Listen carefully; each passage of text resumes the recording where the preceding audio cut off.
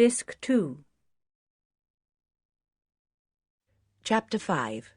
Miss Blacklock and Miss Bunner. Little Paddocks was very much as Detective Inspector Craddock had imagined it to be. He noted ducks and chickens, and what had been until lately an attractive herbaceous border, and in which a few late Michaelmas daisies showed a last dying splash of purple beauty. The lawn and the paths showed signs of neglect.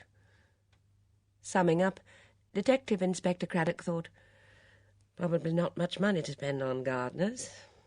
Fond of flowers, and a good eye for planning and massing a border. House needs painting. Most houses do nowadays. Pleasant little property. As Craddock's car stopped before the front door, Sergeant Fletcher came round the side of the house. Sergeant Fletcher looked like a guardsman, with an erect military bearing, and was able to impart several different meanings to the one monosyllable, sir. "So, there you are, Fletcher." "So," said Sergeant Fletcher. "Anything to report?" "We've finished going over the house, sir. Shirts doesn't seem to have left any fingerprints anywhere. He wore gloves, of course. No signs of any of the doors or windows being forced to effect an entrance. He seems to have come out from Meddenham on the bus, arriving here at 6 o'clock. Side door of the house was locked at 5:30, I understand. Looks as though he must have walked in through the front door.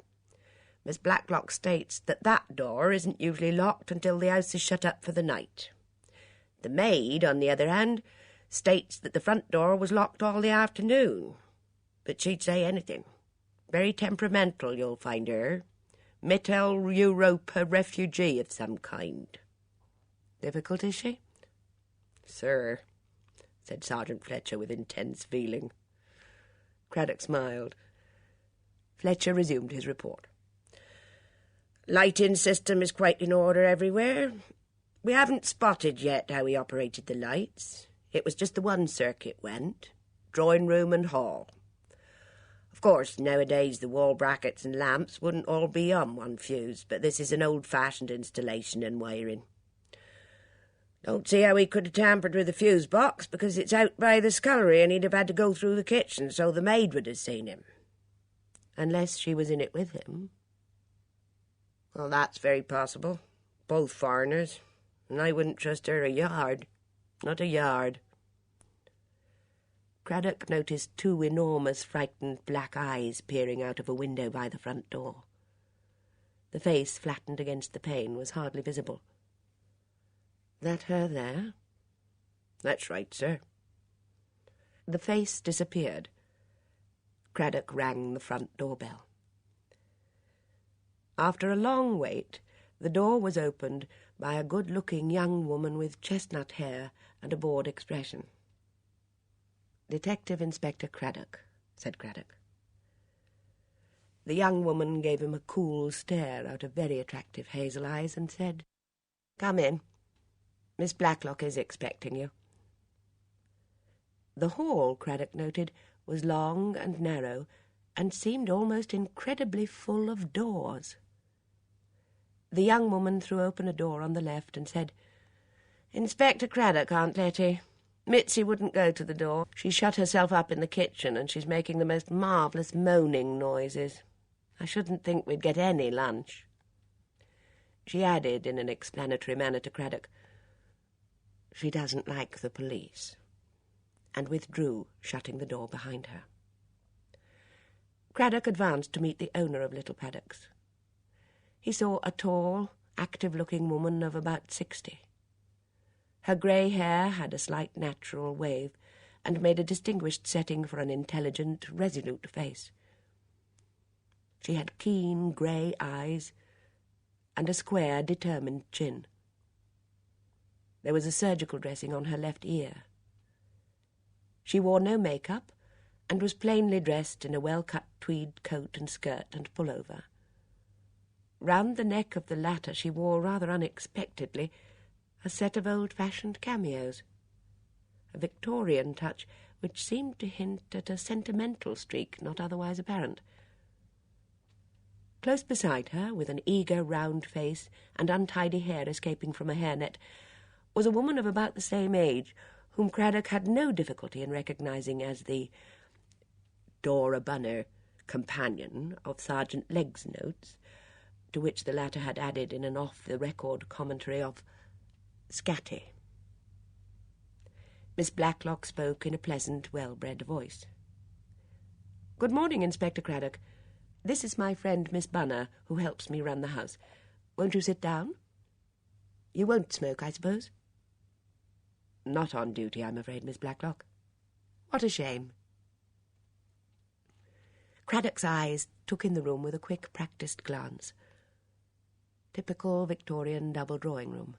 2 long windows in this room, built-out bay window in the other, chairs, sofa, centre table with a big bowl of chrysanthemums, another bowl in the window, all fresh and pleasant, without much originality. The only incongruous note was a small silver vase with dead violets in it on a table near the archway into the further room. Since he could not imagine Miss Blacklock tolerating dead flowers in a room, he imagined it to be the only indication that something out of the way had occurred to distract the routine of a well-run household. He said, "I take it, Miss Blacklock, that this is the room in which the incident occurred?" "Yes." "And you should have seen it last night," Miss Bunner exclaimed. "It was such a mess. 2 little tables knocked over, and the leg off one, people barging about in the dark, and someone put down a lighted cigarette and burnt one of the best bits of furniture. People, and young people especially, are so careless about these things. Luckily none of the china got broken." Miss Blacklock interrupted gently but firmly. "Dora, all these things, vexatious as they may be, are only trifles. It will be best, I think, if we just answer Inspector Craddock's questions." "Thank you, Miss Blacklock. I shall come to what happened last night presently. First of all, I want you to tell me when you first saw the dead man, Rudy Shirts." "Rudy Shirts?" Miss Blacklock looked slightly surprised. "Is that his name? Somehow I thought... Oh, well, it doesn't matter. My first encounter with him was when I was in Meddenham Spa for a day's shopping about 3 weeks ago. We, Miss Bunner and I, were having lunch at the Royal Spa Hotel. As we were just leaving after lunch, I heard my name spoken. It was this young man. He said, 'It is Miss Blacklock, is it not?' and went on to say that perhaps I did not remember him, but that he was the son of the proprietor of the Hotel des Alpes at Montreux, where my sister and I had stayed for nearly a year during the war." "The Hotel des Alpes, Montreux," noted Craddock. "And did you remember him, Miss Blacklock?" "No, I didn't. Actually, I had no recollection of ever having seen him before. These boys at hotel reception desks all look exactly alike. We had had a very pleasant time at Montreux, and the proprietor there had been extremely obliging. So I tried to be as civil as possible, and said I hoped he was enjoying being in England, and he said yes, that his father had sent him over for 6 months to learn the hotel business. It all seemed quite natural." "And your next encounter?" Yes, it must have been about 10 days ago. He suddenly turned up here. I was very surprised to see him. He apologised for troubling me, but said I was the only person he knew in England. He told me that he urgently needed money to return to Switzerland, as his mother was dangerously ill. "But Letty didn't give it to him," Miss Bunner put in breathlessly. "It was a thoroughly fishy story," said Miss Blacklock with vigour. "I made up my mind that he was definitely a wrong 'un. That story about wanting the money to return to Switzerland was nonsense. His father could easily have wired for arrangements to have been made in this country. These hotel people are all in with each other. I suspected that he'd been embezzling money or something of that kind." She paused and said dryly, "In case you think I'm hard-hearted, I was secretary for many years to a big financier, and one becomes wary about appeals for money. I know simply all the hard-luck stories there are. The only thing that did surprise me," she added thoughtfully, was that he gave in so easily. He went away at once without any more argument. It's as though he had never expected to get the money. Do you think now, looking back on it, that his coming was really by way of a pretext to spy out the land? Miss Blacklock nodded her head vigorously. That's exactly what I do think, now. He made certain remarks as I let him out, about the rooms. He said, "You have a very nice dining room," which of course it isn't. It's a horrid dark little room. Just as an excuse to look inside. And then he sprang forward and unfastened the front door and said, "Let me." I think now he wanted to have a look at the fastening. Actually, like most people round here, we never lock the front door until it gets dark. Anyone could walk in. And the side door? There is a side door to the garden, I understand. Yes. I went out through it to shut up the ducks not long before the people arrived. Was it locked when you went out? Miss Blacklock frowned. I can't remember. I think so. I certainly locked it when I came in. That would be about 6:15. Somewhere about then. And the front door?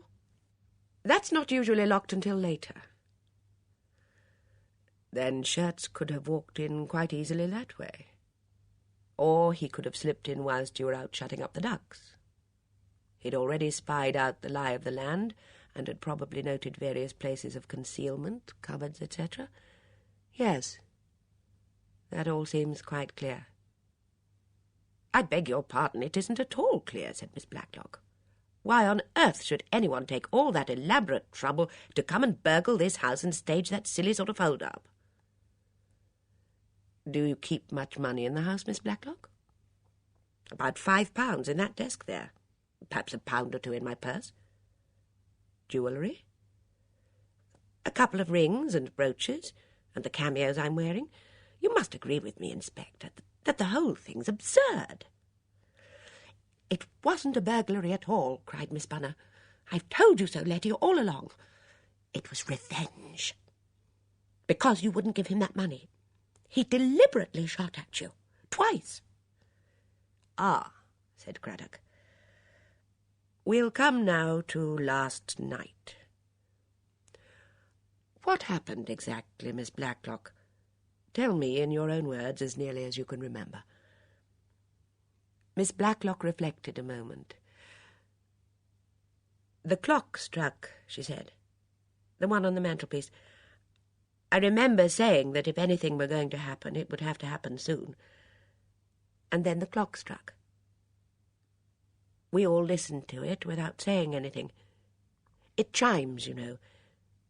It chimed the 2 quarters, and then, quite suddenly, the lights went out. What lights were on? The wall brackets in here and the further room. The standard lamp and the 2 small reading lamps weren't on.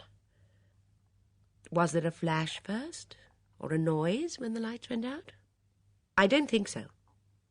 I'm sure there was a flash, said Dora Bunner. And a crackling noise. It's dangerous. And then, Miss Blacklock? The door opened. Which door? There are 2 in the room. Oh, this door, here. The one in the other room doesn't open, it's a dummy. The door opened, and there he was. A masked man with a revolver. It just seemed too fantastic for words.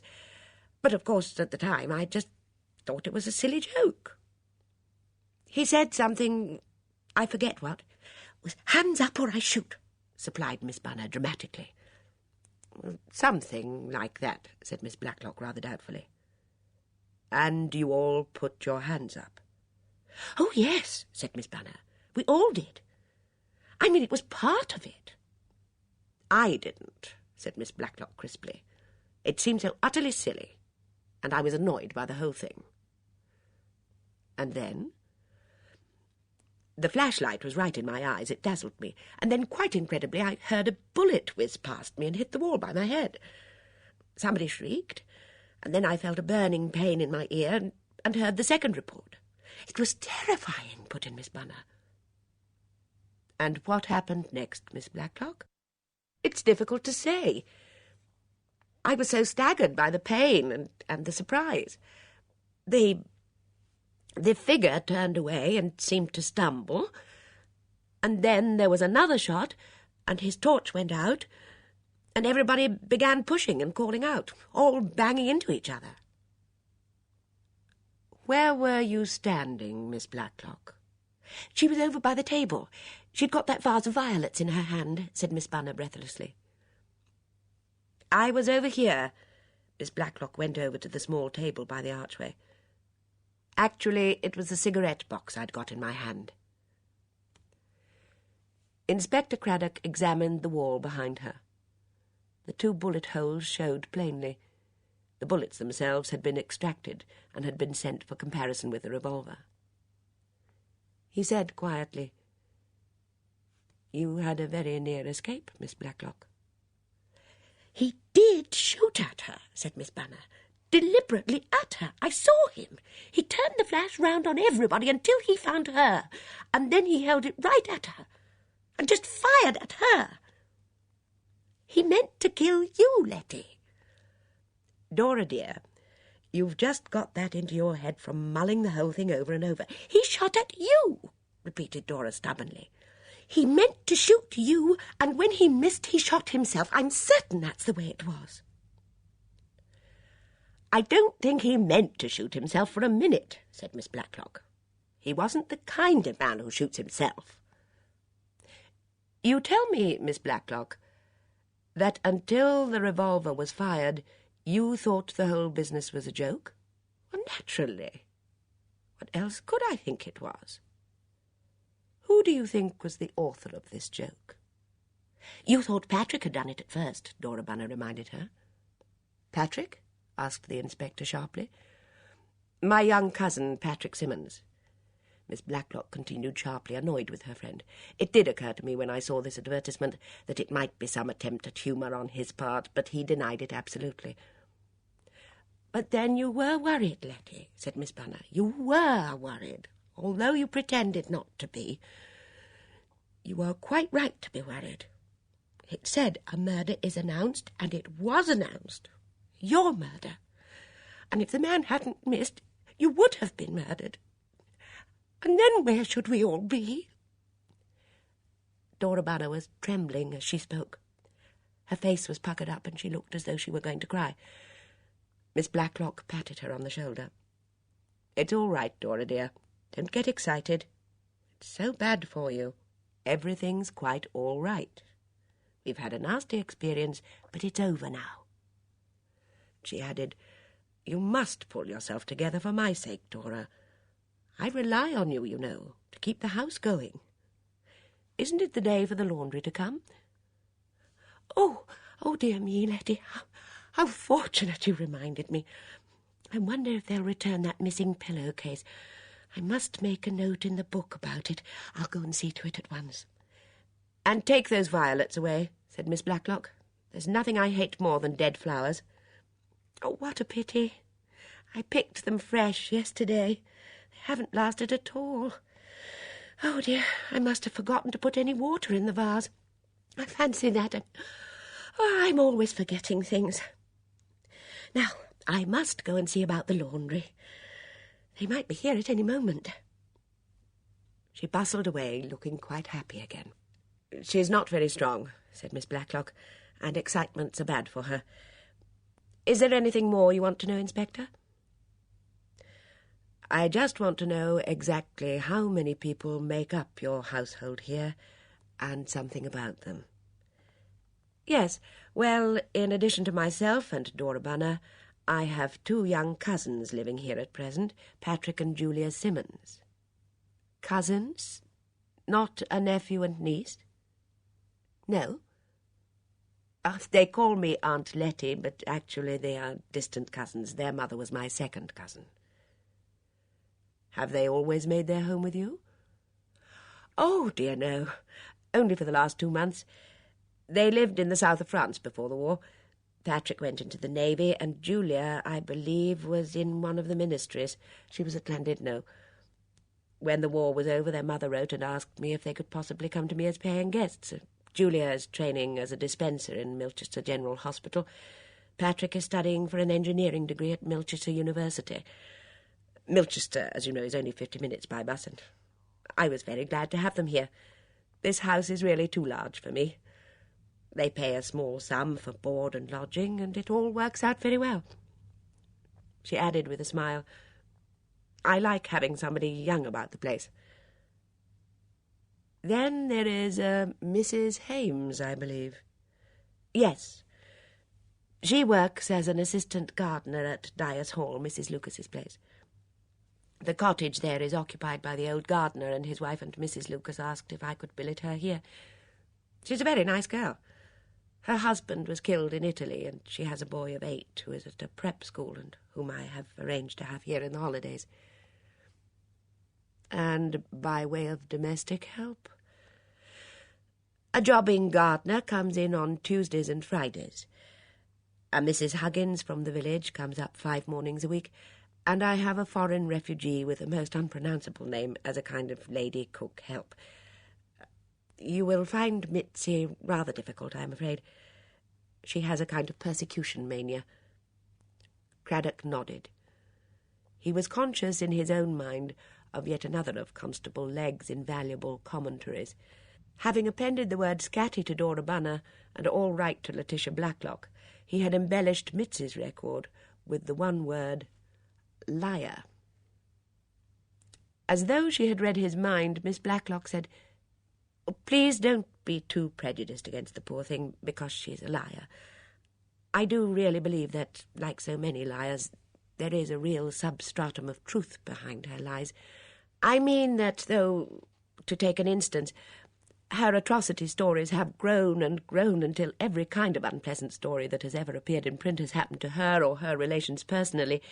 She did have a bad shock initially, and did see one, at least, of her relations killed.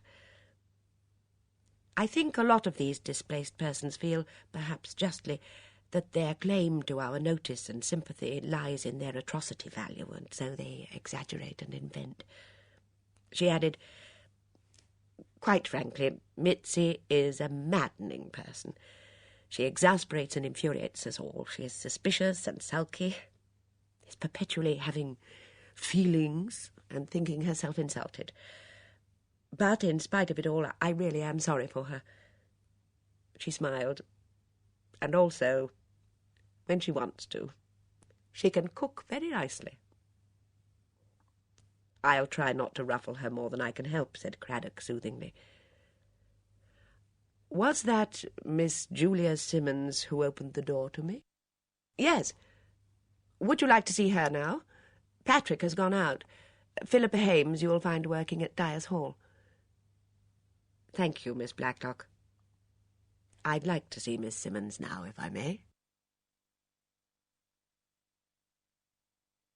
Chapter 6. Julia, Mitzi, and Patrick. Julia, when she came into the room and sat down in the chair vacated by Letitia Blacklock, had an air of composure that Craddock for some reason found annoying. She fixed a limpid gaze on him and waited for his questions. Miss Blacklock had tactfully left the room. Please tell me about last night, Miss Simmons. Last night, murmured Julia with a blank stare. Oh, we all slept like logs. Reaction, I suppose. I mean last night from 6 o'clock onwards. Oh, I see. Well, a lot of tiresome people came. They were... She gave him another limpid stare. Don't you know all this already?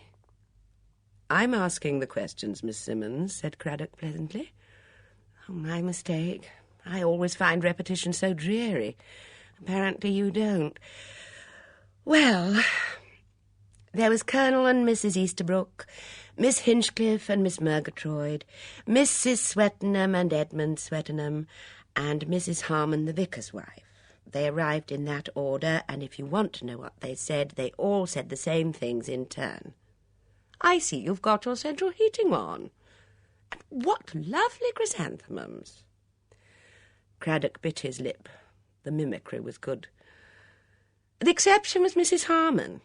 She's rather a pet. She came in with her hat falling off and her shoelaces untied, and she asked straight out when the murder was going to happen. It embarrassed everybody because they'd all been pretending they'd dropped in by chance. Aunt Letty said in her dry way that it was due to happen quite soon. And then that clock chimed, and just as it finished, the lights went out, the door was flung open, and a masked figure said, "Stick 'em up, guys," or something like that. It was exactly like a bad film, really quite ridiculous. And then he fired 2 shots at Aunt Letty, and suddenly it wasn't ridiculous any more. Where was everybody when this happened? When the lights went out? Well, just standing about, you know. Mrs. Harmon was sitting on the sofa. Hinge, that's Miss Hinchcliffe, had taken up a manly stance in front of the fireplace. You were all in this room or the far room? Mostly, I think, in this room. Patrick had gone into the other to get the sherry. I think Colonel Easterbrook went after him, but I don't really know. We were, well, as I said, just standing about. Where were you yourself? I think I was over by the window. Aunt Letty went to get the cigarettes. On that table by the archway? Yes. And then the lights went out and the bad film started. The man had a powerful torch. What did he do with it? Well, he shone it on us. Horribly dazzling. It just made you blink. I want you to answer this very carefully, Miss Simmons. Did he hold the torch steady, or did he move it about? Julia considered. Her manner was now definitely less weary. He moved it, she said slowly, like a spotlight in a dance hall. It was full in my eyes, and then it went on round the room, and then the shots came. 2 shots. And then he whirled round, and Mitzi began to scream like a siren from somewhere, and his torch went out, and there was another shot. And then the door closed. It does, you know, slowly, with a whining noise. It's quite uncanny.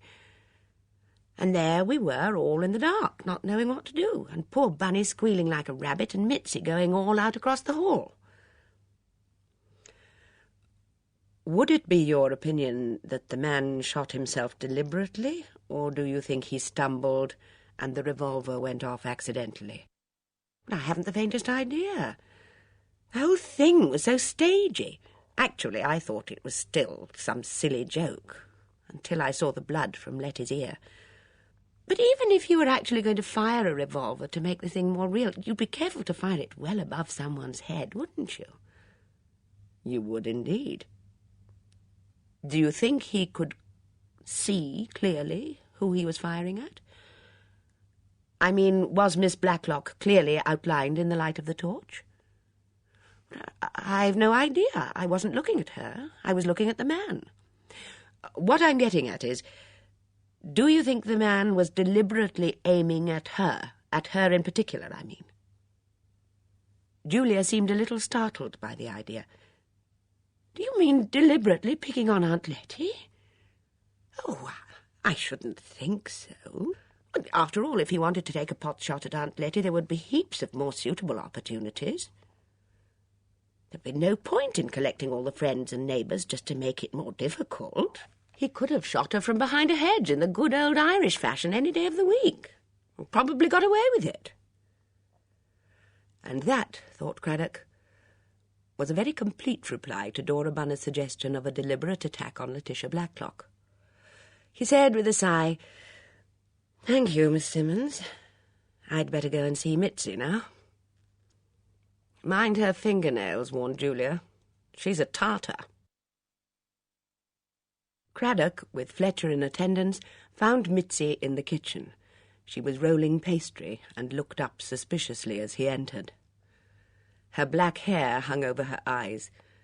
She looked sullen, and the purple jumper and brilliant green skirt she wore were not becoming to her pasty complexion. "What do you come in my kitchen for, Mr. Policeman? You are police, yes? Ah, always there is persecution. I should be used to it by now. They say it is different here in England, but now it is just the same. You come to torture me, yes, to make me say things, but I shall say nothing.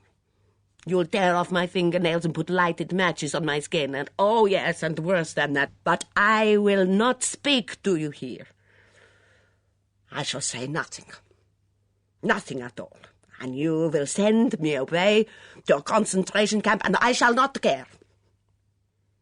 Craddock looked at her thoughtfully, selecting what was likely to be the best method of attack.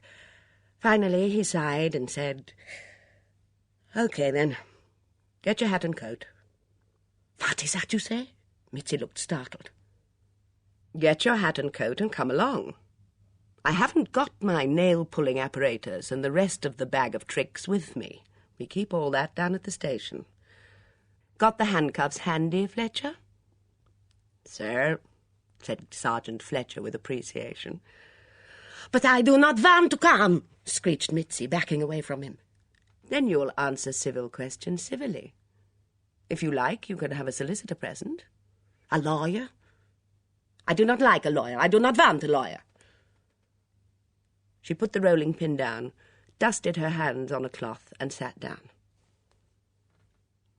"What do you want to know?" she asked sulkily.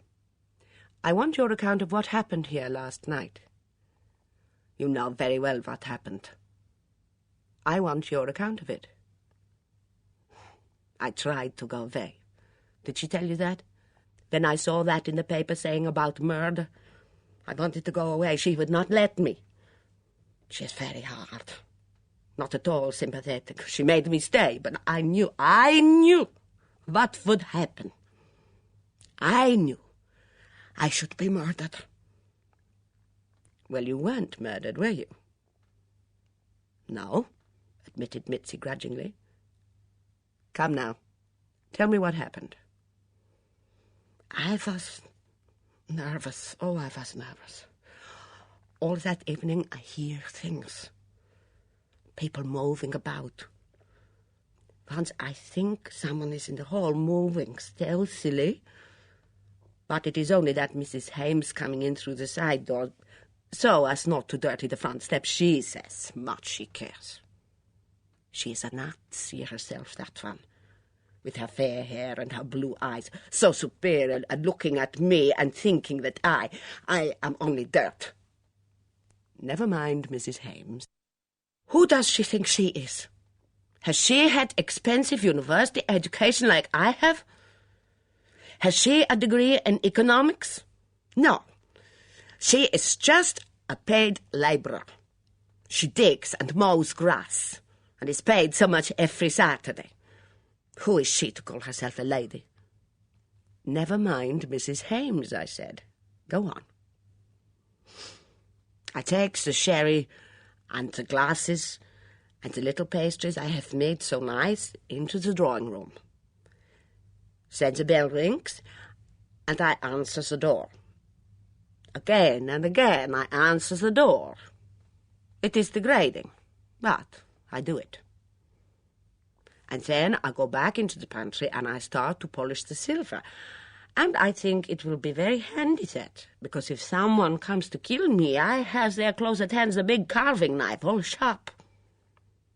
Very foresighted of you. And then suddenly I hear shots. I think it has come. It is happening. I run through the dining room. The other door, it will not open. I stand a moment to listen, and then there comes another shot, and a big thud out there in the hall, and I turn the door handle, but it is locked outside. I am shut in there like a rat in a trap, and I go mad with fear. I scream, and I beat upon the door, and at last, they turn the key and let me out. And then I bring candles, many, many candles, and the lights go on, and I see blood. Blood! Oh, God in Himmels, the blood! It is not the first time I have seen blood. My little brother. I see him killed before my eyes. I see blood in the street. People shot and dying. Yes, said Inspector Craddock. Thank you very much. And now, said Mitzi dramatically, you can arrest me and take me to prison. Not today, said Inspector Craddock. As Craddock and Fletcher went through the hall to the front door, it was flung open and a tall, handsome young man almost collided with them. "Sleuths as I live," cried the young man. "Mr. Patrick Simmons?" "Quite right, Inspector." "You're the inspector, aren't you? And the other's the sergeant." "You are quite right, Mr. Simmons. Can I have a word with you, please?" "I am innocent, Inspector. I swear I am innocent." "Now then, Mr. Simmons, don't play the fool. I've a good many other people to see, and I don't want to waste time. What's this room? Can we go in here?" "Well, it's the so-called study, but nobody studies." "I was told that you were studying," said Craddock. "I found I couldn't concentrate on mathematics, so I came home." In a businesslike manner, Inspector Craddock demanded full name, age, details of war service. "And now, Mr. Simmons, will you describe what happened last night?" "We killed the fatted calf, Inspector. That is, Mitzi set her hand to making savoury pastries. Aunt Letty opened a new bottle of sherry." Craddock interrupted. "A new bottle? Was there an old one?" "Yes, half full. But Aunt Letty didn't seem to fancy it." "Was she nervous, then?" "Oh, not really. She's extremely sensible. It was old Bunny, I think, who had put the wind up her, prophesying disaster all day." "Miss Bunner was definitely apprehensive, then?" "Oh, yes, she enjoyed herself thoroughly." "She took the advertisement seriously?" "Scared her into fits." "Miss Blacklock seems to have thought, when she first read that advertisement, that you had had something to do with it. Why was that?" "Ah, sure, I get blamed for everything round here." "You didn't have anything to do with it, did you, Mr. Simmons?" "Me? Never in the world." "Had you ever seen or spoken to this Rudy Schertz?" "Never seen him in my life." "It was the kind of joke you might have played, though." "Who's been telling you that? Just because I once made money in apple pie bed and sent Mitzi a postcard saying the Gestapo was on her track." "Just give me your account of what happened." "I'd just gone into the small drawing-room to fetch the drinks when, hey presto, the lights went out. I turned round, and there's a fellow standing in the doorway saying, 'Stick your hands up,' and everybody gasping and squealing. And just when I'm thinking, can I rush him, he starts firing a revolver, and then crash down he goes, and his torch goes out, and we're in the dark again. And Colonel Eastbrook starts shouting orders in his barrack-room voice. 'Lights,' he says. Will my lighter go on? No, it won't, as is the way of those cussed inventions." "Did it seem to you that the intruder was definitely aiming at Miss Blacklock?" "Oh, how could I tell? I should say he just loosed off his revolver for the fun of the thing, and then found maybe he'd gone too far." "And shot himself?" "It could be. When I saw the face of him, he looked like the kind of little pasty thief who might easily lose his nerve." "And you're sure you had never seen him before?" "Never." "Thank you, Mr. Simmons. I shall want to interview the other people who were here last night. Which would be the best order in which to take them?" "Well, our Philippa, Mrs. Hames, works at Dyer's Hall. The gates of it are nearly opposite this gate. After that, the Swettenhams are the nearest. Anyone will tell you." Chapter 7. Among Those Present. Dyer's Hall had certainly suffered during the war years. Couch grass grew enthusiastically over what had once been an asparagus bed, as evidenced by a few waving tufts of asparagus foliage. Groundsel, bindweed, and other garden pests showed every sign of vigorous growth.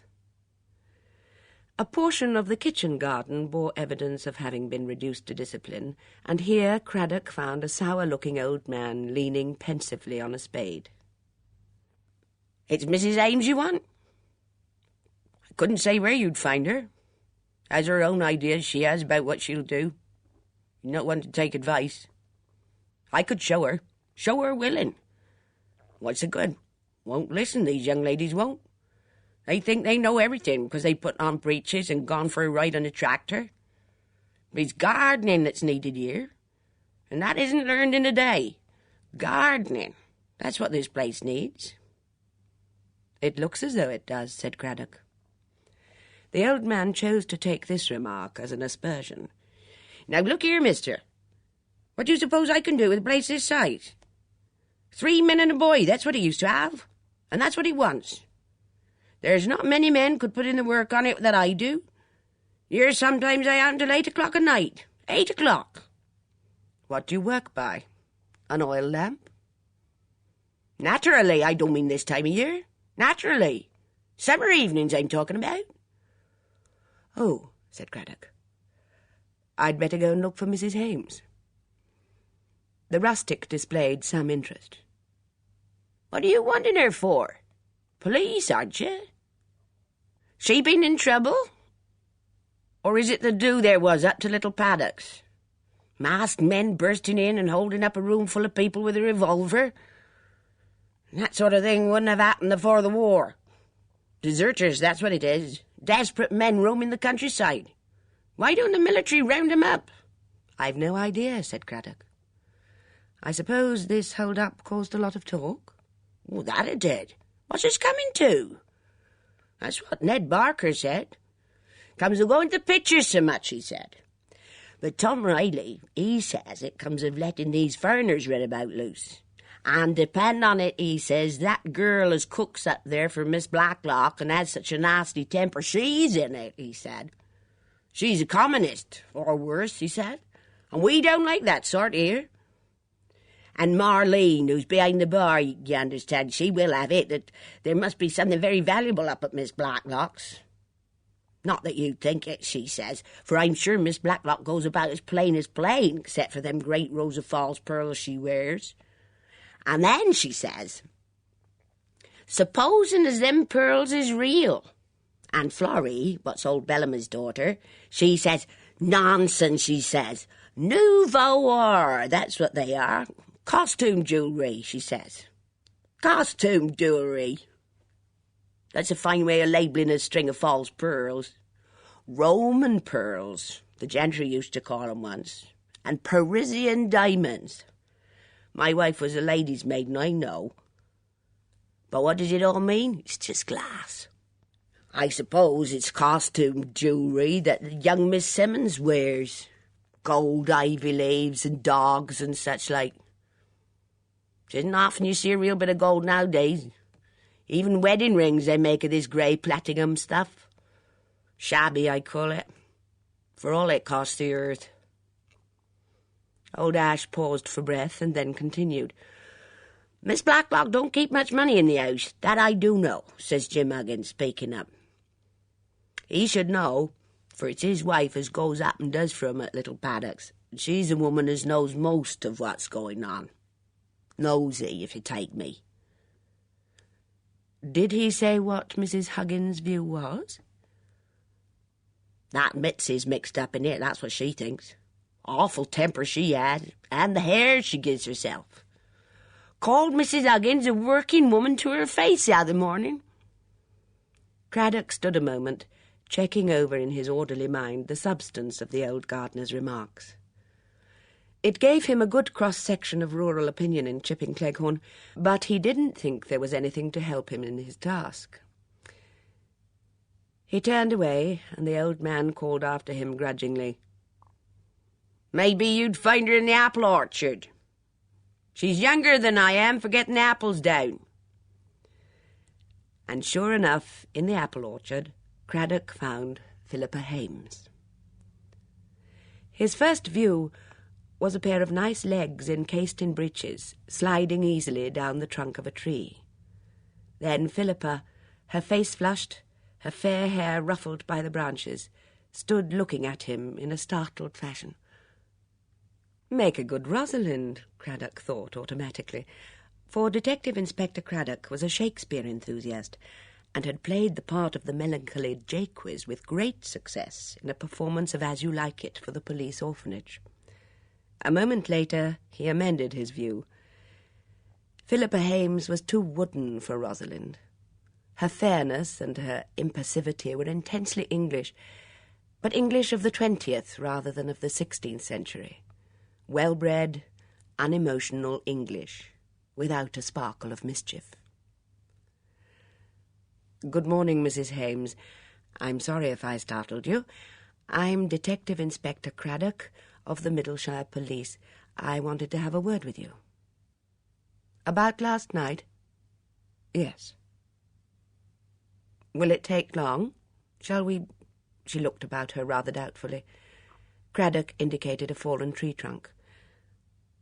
"Rather informal," he said pleasantly, "but I don't want to interrupt your work longer than necessary."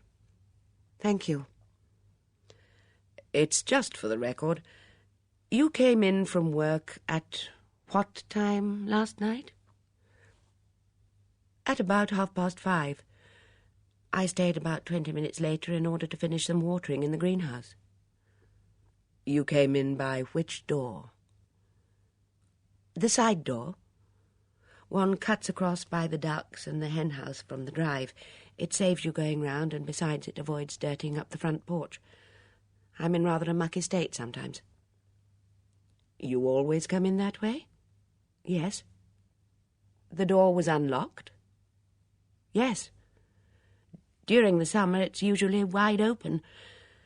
This time of the year it's shut, but not locked. We all go out and in a good deal that way. I locked it when I came in." "Do you always do that?" "I've been doing it for the last week. You see, it gets dark at 6. Miss Blacklock goes out to shut up the ducks and the hens sometime in the evening, but she very often goes out through the kitchen door." "And you are quite sure you did lock the side door this time?" "I really am quite sure about that." "Quite so, Mrs. Hames. And what did you do when you came in?" "Kicked off my muddy footwear and went upstairs and had a bath and changed. Then I came down and found that a kind of party was in progress. I hadn't known anything about this funny advertisement until then." "Now, please describe just what occurred when the hold-up happened." "Well, the lights went out suddenly." "Where were you?" "By the mantelpiece. I was searching for my lighter, which I thought I had put down there. The lights went out, and everybody giggled. Then the door was flung open, and this man shone a torch on us and flourished a revolver and told us to put our hands up." "Which you proceeded to do?" "Well, I didn't, actually. I thought it was just fun, and I was tired, and I didn't think I needed really to put them up." "In fact, you were bored by the whole thing?" "I was, rather. And then the revolver went off. The shot sounded deafening, and I was really frightened. The torch went whirling round and dropped and went out, and then Mitzi started screaming. It was just like a pig being killed." "Did you find the torch very dazzling?" "No, not particularly. It was quite a strong one, though. It lit up Miss Bunner for a moment, and she looked quite like a turnip ghost, you know, all white and staring with her mouth open and her eyes starting out of her head." "The man moved the torch?" "Oh, yes. He played it all round the room." "As though he were looking for someone?" "Not particularly, I should say." "And after that, Mrs. Hames?" Philippa Hames frowned. "Oh, it was all a terrible muddle and confusion. Edmund Swettenham and Patrick Simmons switched on their lighters, and they went out into the hall, and we followed, and someone opened the dining-room door.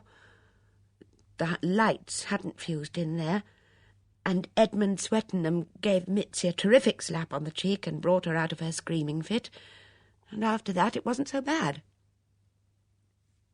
You saw the body of the dead man? Yes. Was he known to you? Had you ever seen him before? Never. Have you any opinion as to whether his death was accidental, or do you think he shot himself deliberately? I haven't the faintest idea. You didn't see him when he came to the house previously? No. I believe it was in the middle of the morning, and I shouldn't have been there. I'm out all day. Thank you, Mrs. Hames. One thing more. You haven't any valuable jewellery? Rings, bracelets, anything of that kind? Philippa shook her head. My engagement ring, a couple of brooches. And as far as you know, there was nothing of particular value in the house? No. I mean, there is some quite nice silver, but nothing out of the ordinary. Thank you, Mrs. Hames. As Craddock retraced his steps through the kitchen garden, he came face to face with a large red-faced lady, carefully corseted. "Good morning," she said belligerently. "What do you want here?" "Mrs. Lucas, I am Detective Inspector Craddock." "Oh, that's who you are. I beg your pardon. I don't like strangers forcing their way into my garden, wasting the gardener's time, but I quite understand you have to do your duty." "Quite so." "May I ask if we are to expect a repetition of that outrage last night at Miss Blacklock's? Is it a gang?" "We are satisfied, Mrs. Lucas, that it was not the work of a gang." "There are far too many robberies nowadays. The police are getting slack." Craddock did not reply. "I suppose you've been talking to Philippa Hames?" "I wanted her account as an eyewitness." "You couldn't have waited until 1 o'clock, I suppose? After all, it would have been fairer to question her in her time rather than in mine." "I'm anxious to get back to headquarters." "Not that one expects consideration nowadays, or a decent day's work. On duty late, half an hour's pottering, a break for 11s at 10 o'clock. No work done at all the moment the rain starts. When you want the lawn mown, there's always something wrong with the mower, and off duty 5 or 10 minutes before the proper time." "I understood from Mrs. Hames that she left here at 20 minutes past 5 yesterday, instead of 5 o'clock. "Oh, I dare say she did. Give her due, Mrs. Hames is quite keen on her work, though there have been days when I've come out here and not been able to find her anywhere. She is a lady by birth, of course, and one feels it's one's duty to do something for these poor young war widows. Not that it isn't very inconvenient, those long school holidays, and the arrangement is that she has extra time off then. I told her that there are really excellent camps nowadays where children can be sent and where they have a delightful time and enjoy it far more than wandering about with their parents. They need practically not come home at all in the summer holidays." "But Mrs. Hames didn't take kindly to that idea?" "She's as obstinate as a mule, that girl. Just the time of year when I want the tennis court mowed and marked nearly every day. Old Ash gets the lines crooked, but my convenience is never considered." "I presume Mrs. Hames takes a smaller salary than is usual?" "Naturally. What else could she expect?" "Nothing, I'm sure," said Craddock. "Good morning, Mrs. Lucas."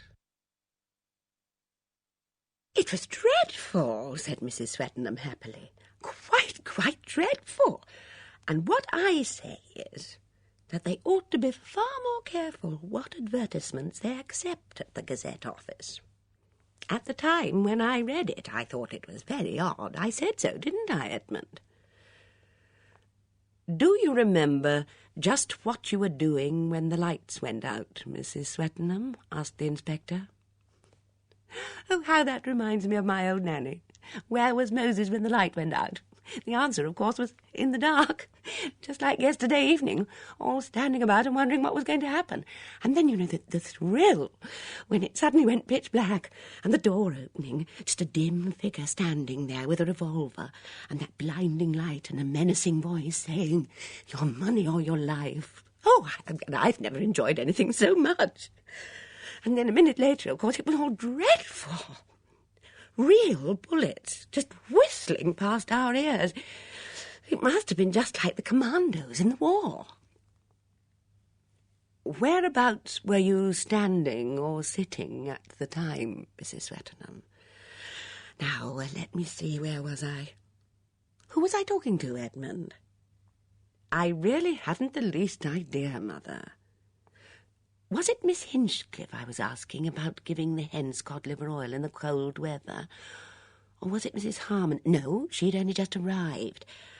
I think I was just saying to Colonel Easterbrook that I thought it was really very dangerous to have an atom research station in England, that it ought to be on some lonely island in case the radioactivity gets loose.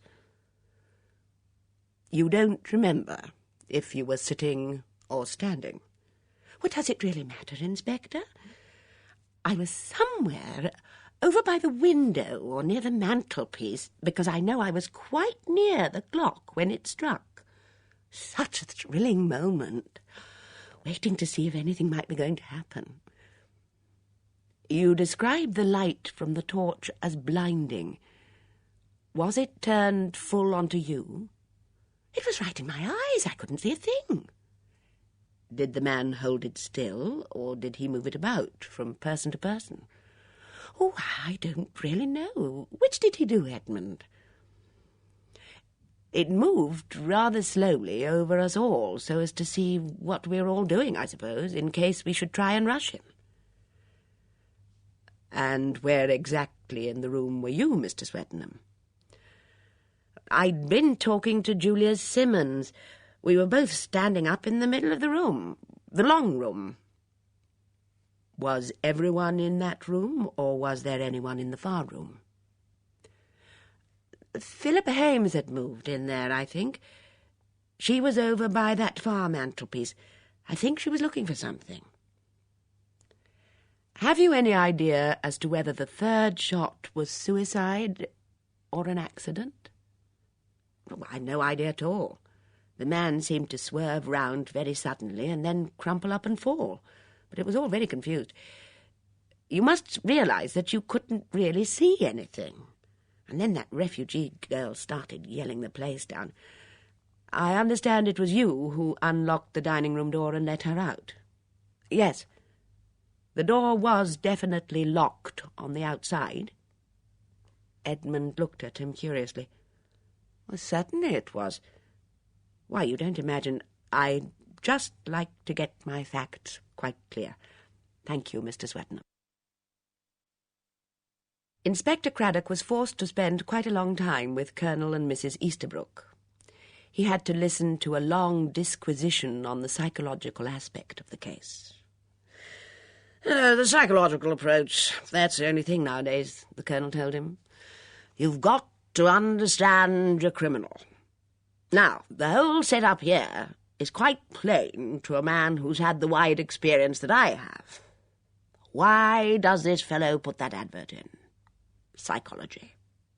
He wants to advertise himself, to focus attention on himself.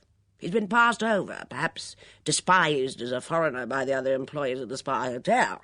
A girl has turned him down, perhaps. He wants to rivet her attention on him.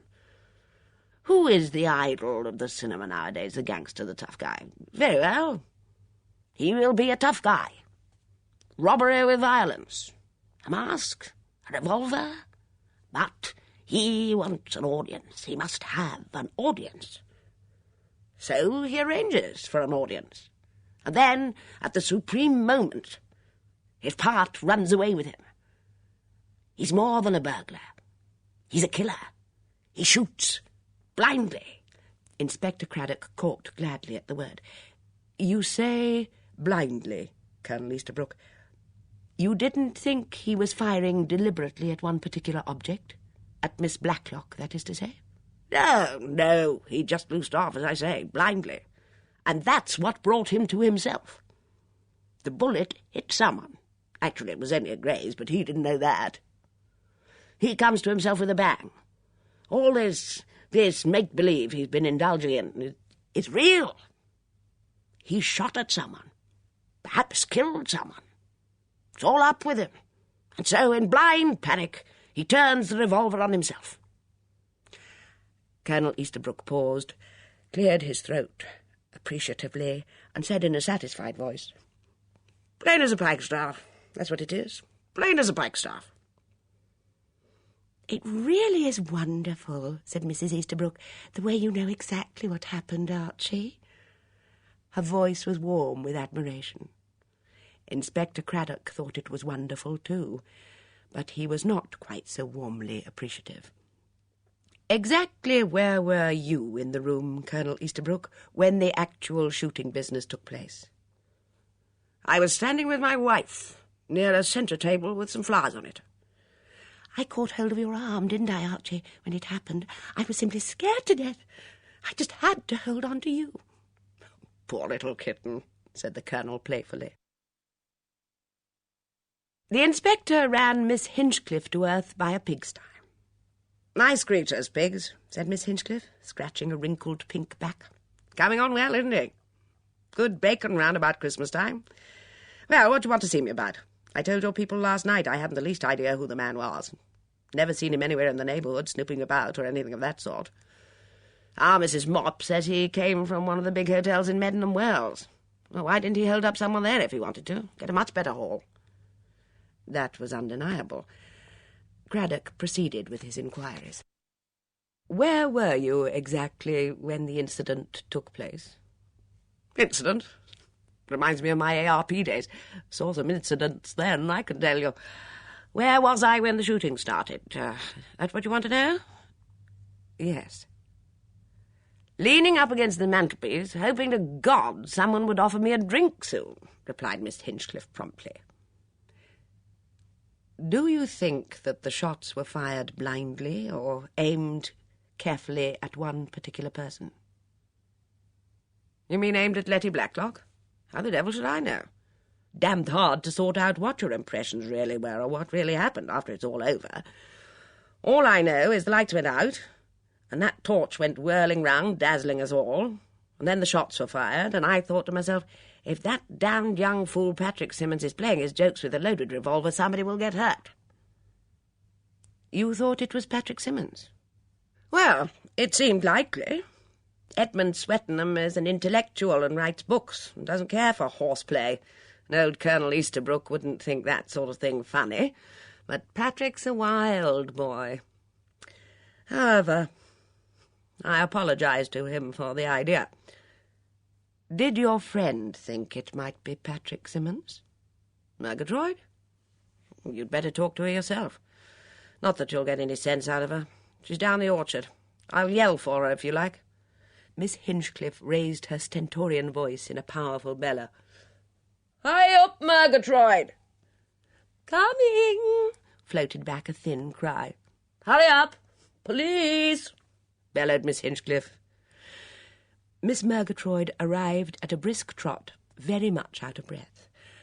Her skirt was down at the hem, and her hair was escaping from an inadequate hairnet. Her round, good-natured face beamed. "Oh, is it Scotland Yard?" she asked breathlessly. "I'd no idea, or I wouldn't have left the house." "We haven't called in Scotland Yard yet, Miss Murgatroyd. I'm Inspector Craddock from Milchester." "Well, that's very nice, I'm sure," said Miss Murgatroyd vaguely. "Have you found any clues?"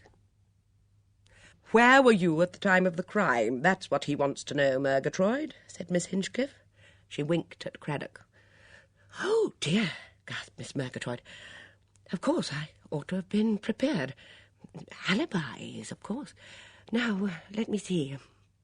I was just with everybody else." "You weren't with me," said Miss Hinchcliffe. "Oh, dear, Hinch, wasn't I? Oh, no, of course. I'd been admiring the chrysanthemums. Very poor specimens, really. And then it all happened. Only I didn't really know it had happened. I mean, I didn't know that anything like that had happened. I didn't imagine for a moment that it was a real revolver. And all so awkward in the dark, and that dreadful screaming. I got it all wrong, you know. I thought she was being murdered. I mean, the refugee girl. I thought she was having her throat cut across the hall somewhere. I didn't know it was him. I mean, I didn't even know there was a man. It was really just a voice, you know, saying, "Put them up, please." It was "stick 'em up," Miss Hinchcliffe corrected, and no suggestion of please about it. It's so terrible to think that until that girl started screaming, I was actually enjoying myself. Only being in the dark was very awkward, and I got a knock on my corn. Oh, agony it was. Is there anything more you want to know, Inspector? No, said Inspector Craddock, eyeing Miss Murgatroyd speculatively. I don't really think there is. Her friend gave a short bark of laughter. He's got you taped, Murgatroyd. I'm sure, Hinch, said Miss Murgatroyd, that I'm only too willing to say anything I can. He doesn't want that, said Miss Hinchcliffe. She looked at the inspector. If you're doing this geographically, I suppose you'll go to the vicarage next. You might get something there. Mrs. Harmon looks as vague as they make 'em, but I sometimes think she's got brains. Anyway, she's got something. As they watched the inspector and Sergeant Fletcher stalk away, Amy Murgatroyd said breathlessly, "Oh, Hinch, was I very awful? I do get so flustered." Not at all, Miss Hinchcliffe smiled. On the whole, I should say you did very well. Inspector Craddock looked round the big shabby room with a sense of pleasure. It reminded him a little of his own Cumberland home. Faded chintz, big shabby chairs, flowers and books strewn about, and a spaniel in a basket. Mrs. Harmon, too, with her distraught air and her general disarray and her eager face, he found sympathetic. But she said at once, frankly, "I shan't be any help to you, because I shut my eyes. I hate being dazzled. And then there were shots, and I screwed them up tighter than ever. And I did wish that it had been a quiet murder. I don't like bangs." "So you didn't see anything?" The inspector smiled at her. "But you heard?" "Oh, my goodness, yes, there was plenty to hear. Doors opening and shutting, and people saying silly things and gasping, and old Mitzi screaming like a steam engine, and poor Bunny squealing like a trapped rabbit, and everyone pushing and falling over everyone else. However, when there really didn't seem to be any more bangs coming, I opened my eyes, and everyone was out in the hall then, with candles. And then the lights came on, and suddenly it was all as usual. I don't mean really as usual, but we were ourselves again, not just people in the dark. And people in the dark are quite different, aren't they?" "I think I know what you mean, Mrs. Harmon." Mrs. Harmon smiled at him. "And there he was," she said, "a rather weaselly-looking foreigner, all pink and surprised-looking, lying there dead, with a revolver beside him. It didn't seem to make sense, somehow." It did not make sense to the inspector, either. The whole business worried him. End of Disc 2.